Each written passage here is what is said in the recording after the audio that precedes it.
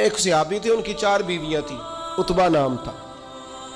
تو وہ چاروں بیویاں کہتی ہیں کہ ہم نا ایک سے بڑھ کر ایک خوشبو استعمال کرتی ہیں، لیکن ہمارے شوہر حضرت عتبہ رضی اللہ تعالیٰ عنہ صحابی تھے، ان کو ہم نے کبھی خوشبو لگاتے نہیں دیکھا، پر ان کی خوشبو ہمیشہ ہماری خوشبو پہ غلبہ پا جاتی۔ تو وہ صحابیات چاروں کہتی ہیں کہ ہم ٹٹولتی تھیں، ان کی جیبیں دیکھتی تھی، خوشبو کہاں سے لاتا ہے، پر خوشبو کوئی نہیں، جسم بڑا مہکتا ہے۔ ہم نے بڑی کوشش کی، چاروں نے مل کے، 4 بیویاں، سمجھ نہیں آتی تھی۔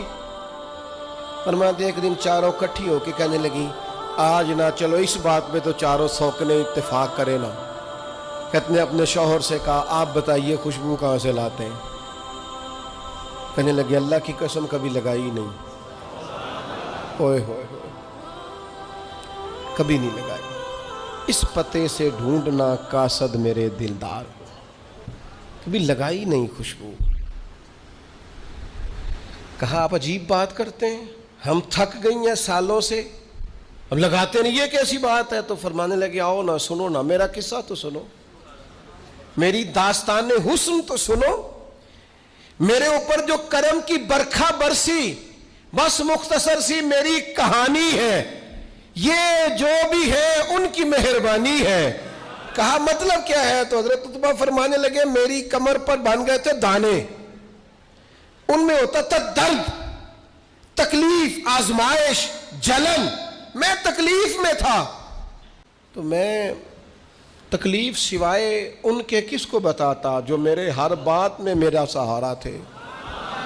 میں سیدھا چلا گیا دروازہ رسول پہ، رو کے عرض کی حضور یہ درد ہے، سونے نہیں دیتا۔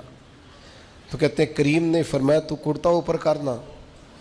کہتے ہیں میں نے کرتا اوپر کیا تو حضور نے لعاب دہن انگلی سے لگا کے میری کمر پہ لگایا۔ فرماتے ہیں وہ لعاب دہن میری بیماری لے گیا اور خوشبوئیں چھوڑ گیا۔